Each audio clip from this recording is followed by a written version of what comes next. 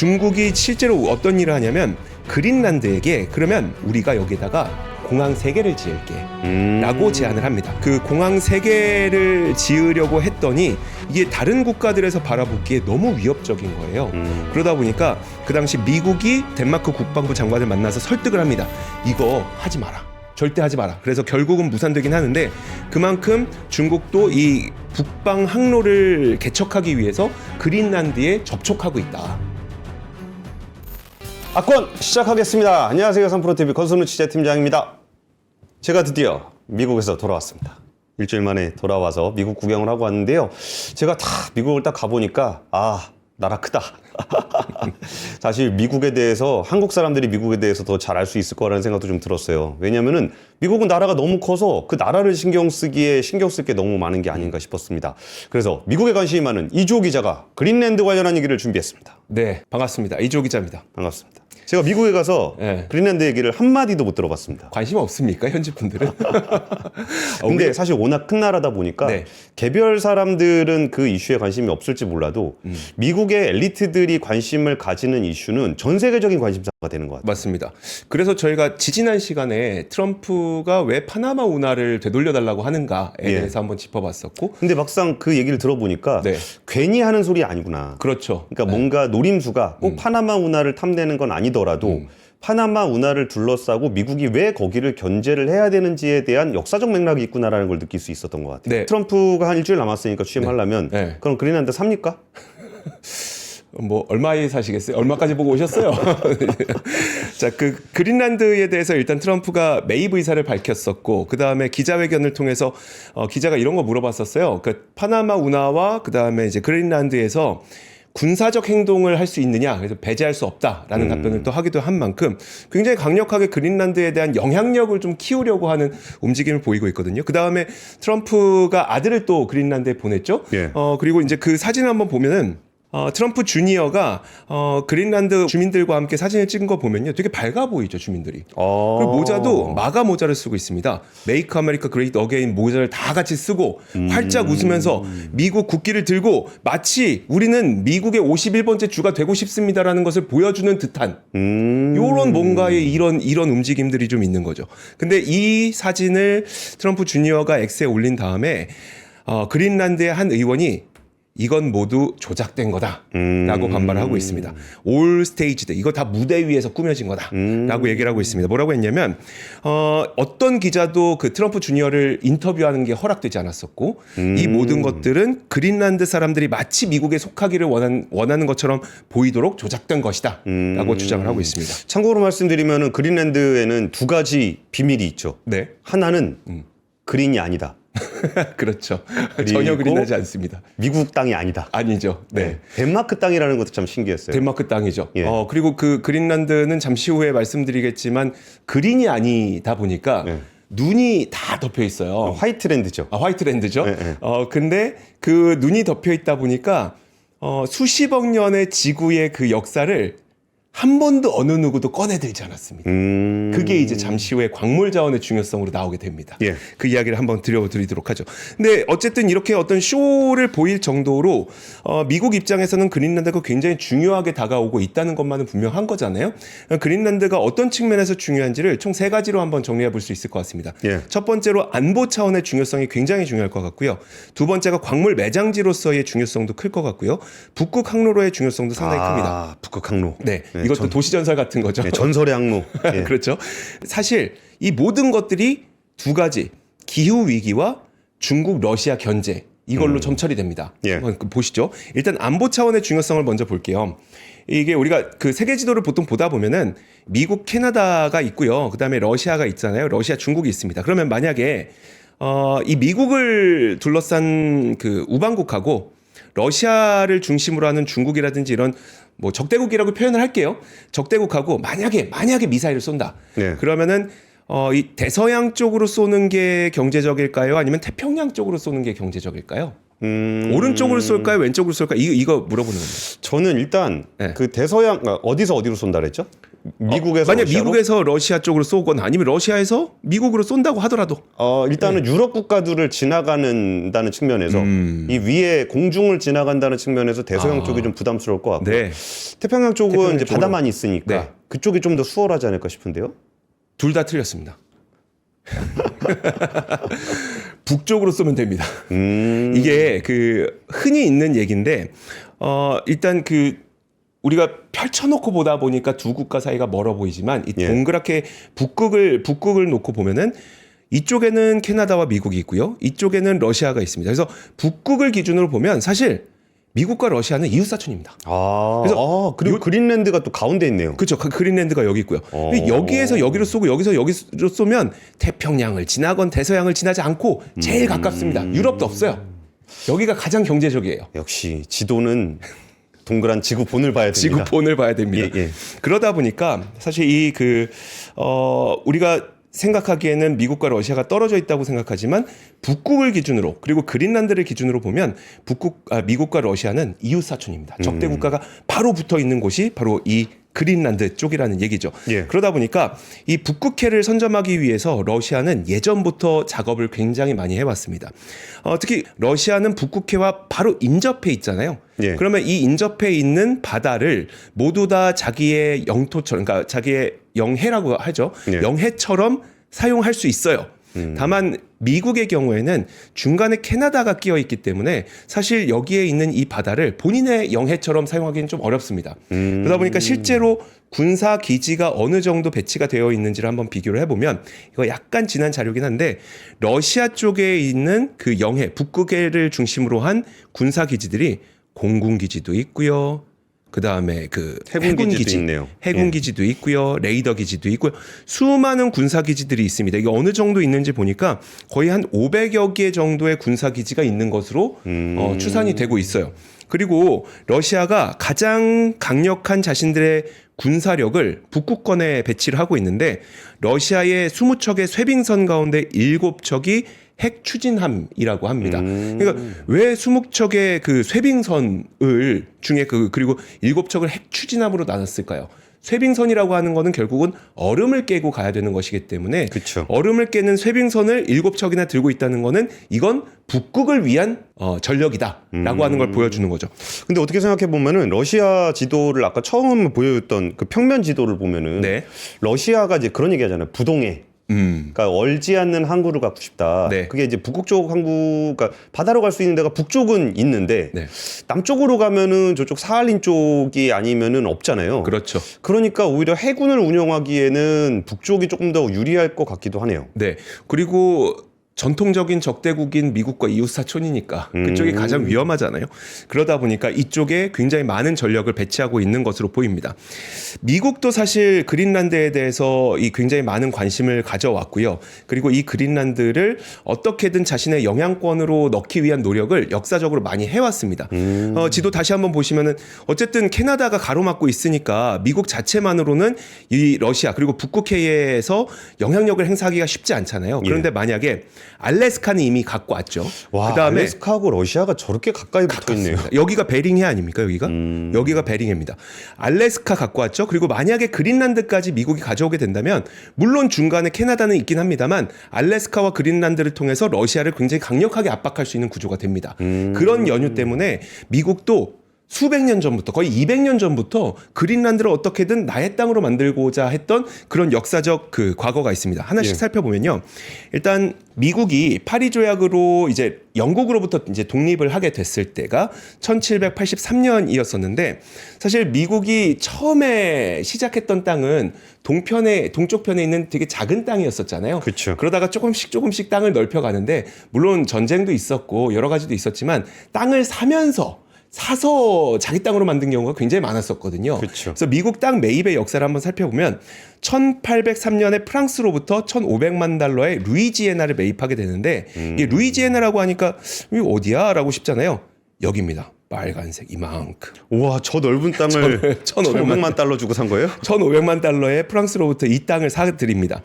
그리고 나서 그리고 나서 이제 그 1848년에 멕시코랑 전쟁을 해요. 예. 그 다음에 멕시코 땅이었던 데를 또 1,500만 달러에 매입을 하게 되는데 이 땅도 한번 보여드릴게요. 이쪽 땅입니다. 텍사스하고 캘리포니아, 맞아요. 네바다 텍사스 그쪽이죠. 맞아요. 네바다, 텍사스, 캘리포니아 이쪽 땅입니다. 이쪽 땅도 1,500만 달러에 사들입니다. 그러니까 거의 한 두 번의 매입, 3천만 달러 두 번의 매입으로 미국 땅 거의 전체를 사들였다고 봐도 됩니다. 300억 원 주고. 그죠. 야. 그 정도를 주고. 강남에 있는 빌딩 값도 안 되는. 그렇죠. 네, 그러네요.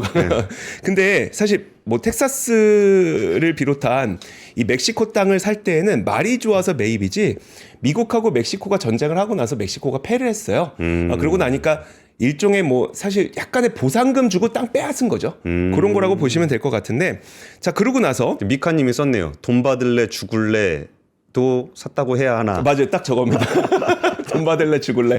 그래서 이제 제가 그러니까 약간 보조금 주고 빼앗아 온 거라고 네. 말씀을 드리는 건데 그러고 나서 1867년 이때부터가 좀 중요합니다. 1867년 그 당시에 이제 알래스카를 러시아로부터 720만 달러에 미국이 매입하는 역사적 사건은 굉장히 유명하잖아요. 예. 근데 이 당시에 그린란드 매입도 동시에 고려가 되고 있었습니다. 근데 알래스카도 상당히 좀 이렇게 비판을 많이 받았잖아요. 아니 아무것도 없는 얼음 땅을 왜 돈 주고 사냐. 물론 나중에 이제 거기에 뭐 기름도 나오고 자원도 나오고 해서 그랬지만 그래서 이제 그 당시에 알래스카를 720만 달러 사고 나서 그린란드까지 돈 주고 산다고 하니까 의회에서 반대에 부딪히게 됩니다. 물론 덴마크도 당연히 반대를 했고요. 그리고 나서 또 무슨 일이 있었냐면 그러니까 결국은 1867년부터 그린란드는 원래 살라고 했었어요. 거의 한 170년 됐습니다. 그리고 1917년에 이것도 좀 재밌는 사건이 있었는데 지금 우리가 미국령 버진 아일랜드라고 부르는 지역 있잖아요. 예. 이거 한번 보시죠. 미국령 버진 아일랜드는 이쪽에 있습니다. 그래서 여기가 남미, 이쪽이 북미, 그래서 여기가 그 중미, 네. 여기 이제 파나마 운하 있는 그쪽입니다. 근데 1917년에 우리 지지난 시간을 한번 떠올려 보면 파나마 운하가 개통된 게 1914년이었죠. 예, 예. 그리고 3년 뒤인 1917년에 버진 아일랜드 그 당시 이름은 덴마크의 식민지였던 서인도 제도 중에 하나였었어요. 예. 근데 1914년에 파나마 운하가 서인도의 제도. 근데 지들 맘대로 이름 붙여놔가지고. 그러니까 인도 제도예요. 거기가 왜 인도야, 인도는. 왜 서쪽 인도야 여기가. 네. 네. 근데 그 운하가 개통이 되면서 이 카리브해를 지나는 배들이 안전하게 지나가야 될 니즈가 굉장히 높아진 거예요. 그러다 보니까 덴마크의 식민지였던 이 서인도 제도를 매각하려고 하는데 그 당시에 그린란드 매입과 서인도 제도 매입이 동시에 고려되고 있었습니다. 예. 그렇지만 그 당시 파나마 운하가 개통되면서 야 지금 그린란드가 무슨 소용이냐 지금 파나마 운하가 개통됐는데 이쪽을 지켜야지라고 하면서 미국령 버진 아일랜드를 매입하며 그린란드는 좀 후순위로 밀려나게 된 그런 역사적 사실이 또 그러니까 있었어요. 버진 아일랜드도 사실 미국 땅이 아니었던 거군요. 그렇죠. 네. 그러다가 이제 덴마크 파나마 식민지- 운하로 가는 그 길목에 있으니까 네. 둘 중에 뭐 살래 그랬을 때 그린랜드는 추워. 네. 버진 아일랜드는 따뜻해. 그리고 그린란드는 뭐 목초지가 있냐 뭐가 있냐 거기서 우리가 농사를 지을 수가 있냐 뭐 할 수 있냐 그러다 보니까 거기를 선택을 안 하고 결국 미국령 버진 아일랜드 그 당시 서인도 제도 거기를 매입하면서 이것도 얼마에 매입했냐면 덴마크로부터 2,500만 달러에 매입을 합니다. 이렇게 해서 매입을 하게 되고요. 좀 시간이 좀 지나서 그런지 돈을 좀 더 쳐줬네요. 인플레이션이 발생을 했습니다. 예, 예. 근데 그 1946년에 2차 세계대전이 한창이었던 당시에 그 당시도 트루먼 대통령이 그린란드를 1억 달러에 매입하겠다고 제안을 합니다. 그러니까 수없이 많은 그 매입의 그 시도가 있었던 거예요. 그러니까 46년이면은 이제 45년에 2차 세계대전이 네. 끝났으니까 네. 그리고 나서 바로 냉전으로 들어갔죠. 그렇죠. 냉전으로 들어가게 되니까 소련을 견제해야 될 필요성이 필요성이 더 생겼고 네. 그러니까 다시 한번 그린란드를 1억 달러를 주고 사겠다. 그 당시 사연이 좀 흥미로워서 그거 잠깐 말씀드리고 갈게요. 이게 어떻게 됐냐면 그 1940년에 그러니까 2차 세계대전이 펼쳐졌을 때 독일이 덴마크를 점령합니다. 예. 근데 그 그린란드는 덴마크의 식민지였었잖아요. 예, 예. 그러면 독일이 덴마크를 점령했기 때문에 덴마크의 식민지였던 그린란드까지도 어쩌면 독일의 식민지가 되는 거죠. 변하게 되는 거죠. 예. 근데 그 당시는 사실 미국이 본격적으로 2차 세계대전에 참전하지 않았던 때였었어요. 그래서 중립국의 지위를 유지하고 있었는데 예. 중립국의 지위를 유지해야 되는데 여기에서 갑자기 독일이 그린란드를 차지하게 된다. 근데 그 당시 독일의 꿈이 뭐였었냐면 그린란드를 접수하고 그리고 나서 독일은 러시아로 넘어간다. 이게 이제 독일의 그 히틀러의 꿈이었던 거예요. 그러다 보니까 이거 독일로 넘어가면 안 되겠다. 그러면 우리가 중립국의 지위를 그린란드에서 유지를 해야 되겠다라고 하면서 미국이 중립국 지위를 유지하기 위한 군대를 파병합니다. 그린란드에. 그런데 그때 무슨 일이 생겼냐면 45년에 이제 진주만 공격. 이 일어나게 되잖아요. 진주만 공격이 일어나게 되면서 미국이 본격적으로 2차 세계대전에 참전하게 되니까 예. 그때부터는 중립국 지위를 위한 군대 파견이 아닌 본격적인 군대 파견을 하게 되면서 미국 군대가 그린란드에서 많이 상주를 하게 되고 이왕 이렇게 상주하고 있는데 트루먼 대통령이 우리가 차라리 그린란드를 살게라고 제안을 했던 거고요. 하지만 덴마크도 당연히 반대를 했었고 그러다 보니까 결국은 이어지지 않게 됐습니다.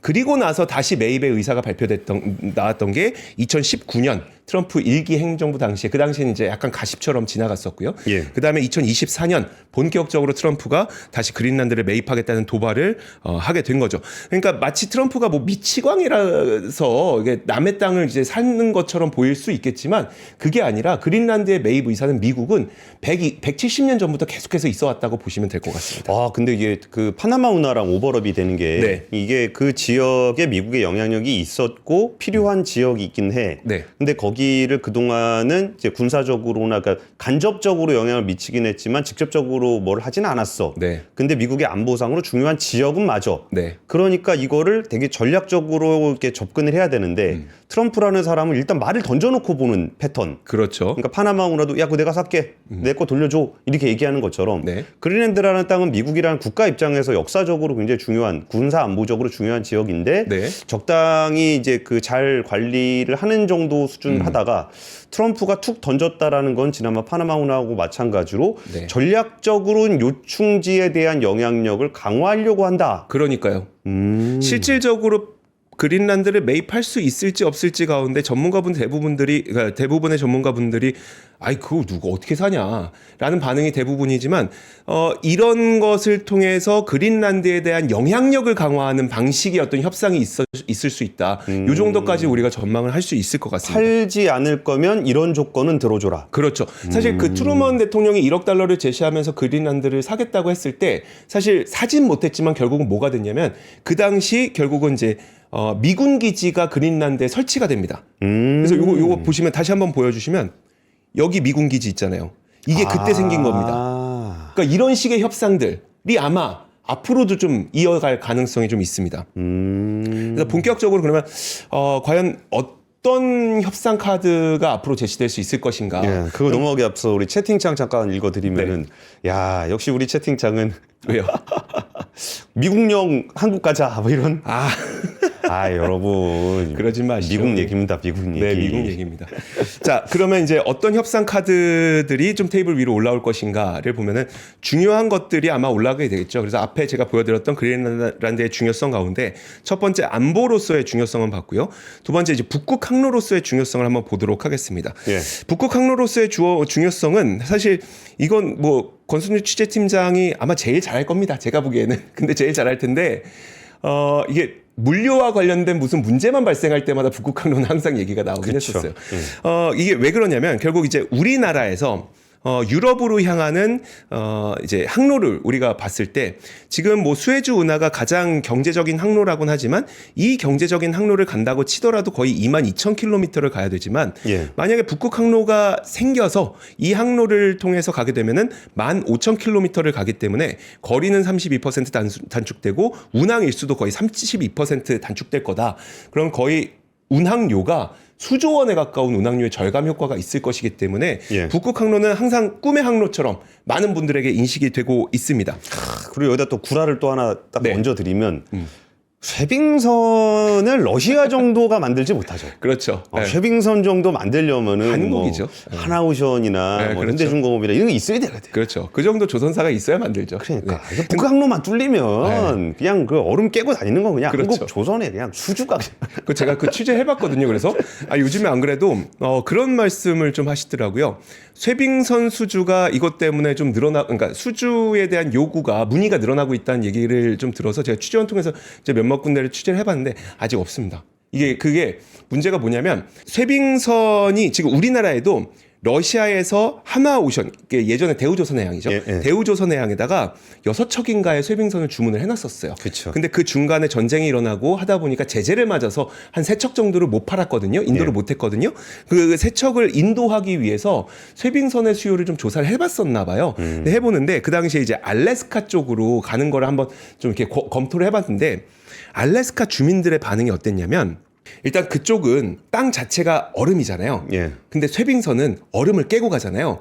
주민들 입장에서는 내 땅을 부수고 간다고? 라는 반응이라는 거예요. 이게 단순히 그 쇠빙선만 있으면 이제 되는구나가 아니라 고려해야 될 부분이 굉장히 많기 때문에 이 북극항로가 개발된다고 하더라도 북극항로를 그냥 쉽게 가긴 되게 어려울 거다라는 이야기들을 좀 전문가분들이 하고 있습니다.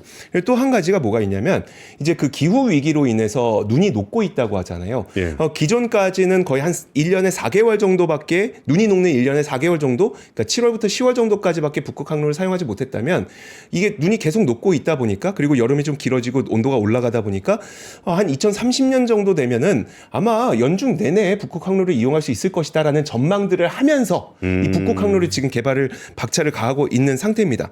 근데 이 북극항로라고 하는 것도 사실 좀 나눠보면 북동항로가 있고 북서항로가 있는데 예. 한번 화면 보여주시면 북동항로는 러시아에 인접해 있는 항로입니다. 그래서 이쪽은 그나마 좀 아무것도 없어요. 여긴 좀 하기 편해요. 그래서 예. 러시아 북동항로는 이미 좀 사용을 하고 있습니다. 중국과 러시아 물량이 거의 한 90몇 %이기 때문에 중국, 러시아 물량을 수송하는 그런 편이지만 북서항로 쪽이 아무래도 이제 미국과 그 미국을 비롯한 동맹국들에게 유럽. 예, 되게 예. 유럽에게 되게 중요한 그 항로겠죠.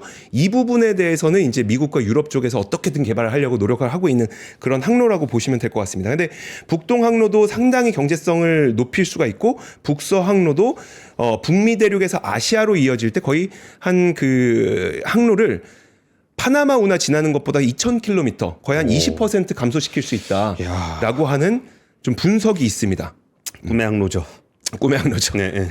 자, 근데 이제 이게 문제가 뭐냐면 이게 뭐 개발은 됐는데 러시아와 중국이 북극 항로를 중심으로 협력을 너무 세게 하고 있다는 겁니다. 그래서 실제로 살펴보면은 러시아는 기회가 있을 때마다 북극권에 대해서 선정권을 좀 주장을 했었거든요. 그래서 2022년 7월에는 러시아가 북극 항로를 개발하기 위해서 2023년까지 총 2조 루블, 우리나라 돈으로 45조 원을 들여서 사업을 추진하겠다 계획을 발표하기도 했었고. 자, 없는 살림에 그러니까요. 큰 돈 쓰네요. 그 돈 써서 나는 전쟁이어도 여긴 개발한다라고 했었고, 얼마 전 타스 통신에 따르면 러시아가 2035년까지 북극 항로 수역 내 국제 화물 운송을 위해서 러시아 컨테이너 사업자를 설립하고 12개 항구 터미널을 건설하고 기존 2개 터미널을 현대화하고 쇠빙선 12척을 주문하고 뭐 이런 식으로 계속해서 그 북극 항로를 본인들이 선점하기 위한 어떤 노력을 보여주고 있고요. 중국은 여기에다가 우리 같이 하자라고 하고 있는 상태입니다. 2018년에 동시에 중국이 북극 정책 백서를 통해서 극지 실크로드, 빙상 실크로드 계획을 내놓게 되거든요. 이게 육로 실크로드가 있고, 그렇죠. 해상 실크로드가 있고. 인도양 지나가는 거고, 네. 그 다음에는 빙상 실크로드. 빙상 실크로드, 다렌항을 통과해서 네덜란드 로테르담까지 가는 북극 항로를 우리가 가져가겠다라고 하는 실크로드를 개발을 하고 있거든요. 근데 이거를 이렇게 그리니까 되게 멀게 보이는데, 네. 이거를 이제 해상 실크로드가 48일 걸리는데 저 위로 가면은 한 길어야 33일 걸린다는 거잖아요. 그렇죠. 탐나긴 하겠다. 그러니까요. 예. 근데 중국이 실크로드를 발표하면서 항상 했던 것 기억나세요? 그 저개발 국가에게 인프라를 뭐 차관을 발행한다든지 해서 인프라를 투자하고 그 다음에 그 지역에서의 영향력을 높이고 그런 식으로 많이 하잖아요. 예. 중국이 실제로 어떤 일을 하냐면 그린란드에게 그러면 우리가 여기다가 공항 3개를 지을게 라고 제안을 합니다. 그래서 그 공항 3개를 지으려고 했더니 이게 다른 국가들에서 바라보기에 너무 위협적인 거예요. 그러다 보니까 그 당시 미국이 그린란드를 찾아가서 미국 국방부 장관이 덴마크 국방부 장관을 만나서 설득을 합니다. 이거 하지 마라. 절대 하지 마라. 그래서 결국은 무산되긴 하는데 그만큼 중국도 이 북방 항로를 개척하기 위해서 그린란드에 접촉하고 있다. 라고 하는 걸 보실 수가 있을 것 같습니다. 실제로 여전히 북극 항로를 위해서 러시아와 중국 간의 협력이 계속 이어지고 있는데 그러다 보니까 현재 북극 항로의 물동량은 좀 늘어나고 있긴 합니다. 한번 물동량의 증가 추세를 한번 보시면 요거는 전망이었어요. 북극 항로의 물동량 전망이 2021년에 3,490만 톤을 하고 그 다음에 2024년이 되면 8천만 톤을 북극 항로로 우리가 러시아와 중국 사이에서 물류가 이동될 겁니다. 라고 전망을 했었는데 그러니까 러시아 로사톰에서요. 그런데 현실은 어땠냐면 이게 얼마 전에 나온 기사입니다. 1월 10일에 실제로 북극 항로의 물동량을 보니까 3,790만 톤이 2024년에 기록됐습니다. 24년에 네. 그러니까 24년 기준으로는 거의 8천만 톤이 돼야 되는데 네. 3,700만 톤 정도밖에 안 됐다는 그렇죠. 거죠. 3,790만 톤, 거의 3,800만 톤? 조금 높아진 거죠. 조금 높아진 거긴 한데 그래도 역대 최고치긴 합니다. 역대 최고치긴 하고요.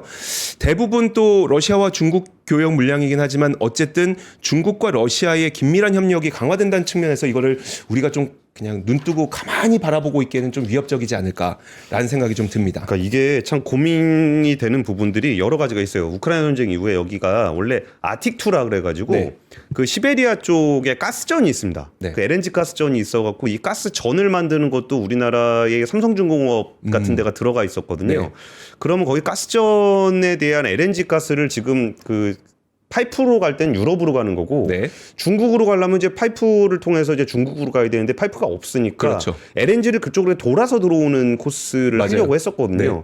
근데 경제 제재를 맞으면서 그 아틱2를 지금 제대로 운영하지 못하고 있거든요. 네. 그러면 저 전망치가 어쩌면 우크라이나 전쟁 때문에 경제 제재로 인해서 좀 안 된 걸 수는 있어요. 네. 그러니까 그런 거 감안을 한다 그러면은 이게 그 북극 항로가 가능성이 없다라기보다는 그 전망을 할 때와 네. 지금의 상황이 좀 달라졌다라는 거가 있기 때문에 이게 북극 항로가 여전히 그 중국과 러시아 사이에서는 네. 굉장히 그 탐나는 루트일 겁니다. 그러니까요. 그래서 중국과 러시아가 이렇게 긴밀하게 협력을 해서 북극 항로를 계속 개발을 하려고 하다 보니까 다른 국가에서는 이게 정말 너무 위협적으로 보일 수밖에 없는 거죠. 심지어 지정학적으로도 굉장히 가까이 붙어 있는데 말이죠. 예, 예. 그리고 그 다음으로 이제 북극 항로의 중요성을 우리가 살펴봤으니까 그린란드가 또 광물 매장지로서의 중요성이 상당히 높습니다.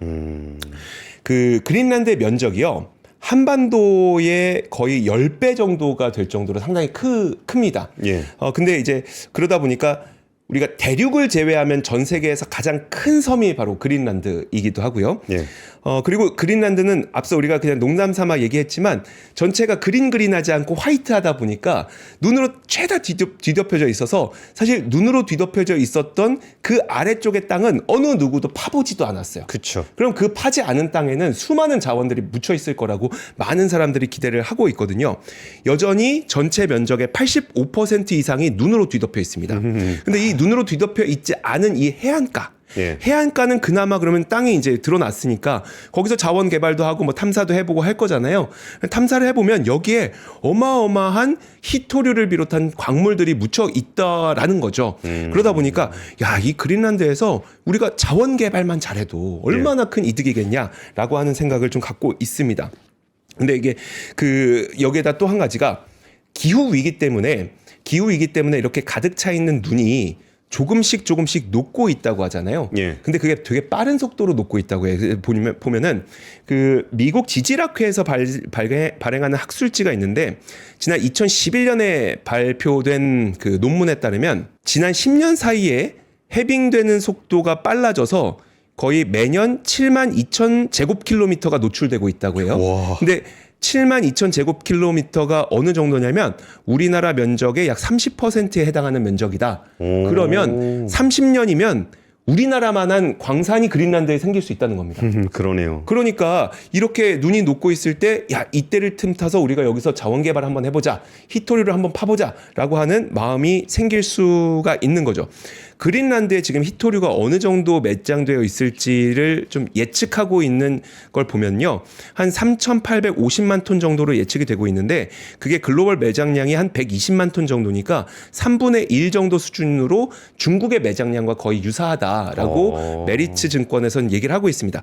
물론 매장량과 경제성은 별개이기 때문에 실제로 현재 중국이 히토류를 생산하는 비중은 68.6%입니다. 화면 다시 한번 보여주시면 매장량이 아무리 많다고 하더라도 이거 경제성이 안 나오면 그만큼 생산을 못 하잖아요. 예. 근데 중국의 생산량은 70%에 달하는데 여러분들께서도 아시겠지만 지금 중국은 이 반도체 분쟁 한가운데에서 우리는 반도체 막힌다? 그럼 우리 히토류로 그러니까 자원 무기화 할 거야. 라는 식으로 지금 대응을 하고 있잖아요.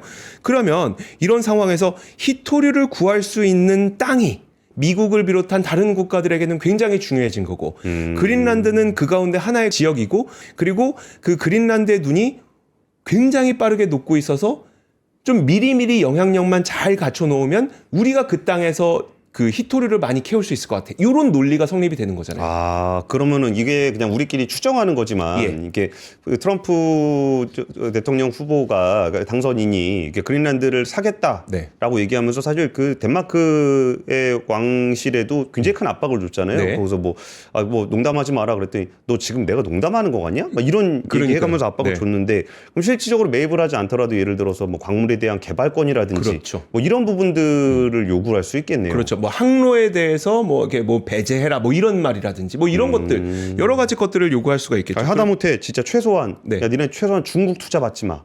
그런 걸 이런 수도 거라도. 있죠. 네, 예, 맞아요. 예. 그러니까 뭐 지금 미군 군사기지가 있는데 우리 군사기지 조금 더 거기다 더 짓자. 뭐 예. 이런 협상이 있을 수도 있는 거고요. 다양한 협상들이 있을 수가 있는 거죠. 그만큼 그린란드가 굉장히 중요한 위치에 있고 그린란드가 갖고 있는 자원의 그 부유함 이런 것들을 따져봤을 때 사실 이거는 이제 미국만의 이야기는 좀 아닌 것 같습니다. 지금 중국이 만약에 자원 전쟁을 벌이게 된다면 그 직격탄은 또 우리가 맞을 겁니다. 왜냐하면 그런 히토류라든지 이런 광물은 우리나라 배터리라든지 반도체라든지 디스플레이라든지 태양광이라든지 수많은 곳에 들어가고 있으니까요. 예. 미국에서 이렇게 하는 것들이 사실 뭐 좀 되게 미치광이처럼 보일 수 있겠지만 한편으로는 좀 해주고 우리가 미국과의 동맹을 좀 더 돈독히 하는 방향을 좀 꿈꾸게 되지 않나 싶습니다. 예, 알겠습니다. 트럼프 대통령이 웬 그 얼음으로 뒤덮인 그린란드를 뭐 남의 나라 땅을 뭐 돈 주고 사내 만에 그런 얘기하는 게 네. 정말 이 사람 미쳤나 하는 생각이 좀 들었었는데 그 지역의 어떤 국가 안보적인 측면들을 본다면은 트럼프 대통령은 확실히 말을 보지 말고 맥락을 좀 봐야 되는구나 네. 라는 생각이 좀 들었습니다. 트럼프 후보가 이제 다음 주쯤 되면은 이제 취임을 하게 되는데 트럼프 후보 이제 대통령이 됐을 때의 행보들은 전 세계적인 영향을 많이 미칠 거고 우리나라에도 영향을 많이 미칠 겁니다. 그러면 말 한마디 한마디에 그 일희일비할 필요까지는 없겠지만 네. 그 말 맥락 속에 숨어 있는 미국의 국익이 무엇인가를 살펴보면서 거기에 해당하는 우리는 어떤 협상 카드로 내밀어서 우리의 국익을 챙길 것인가에 대한 고민도 필요한 것 같습니다. 네. 지금까지 악건이었습니다.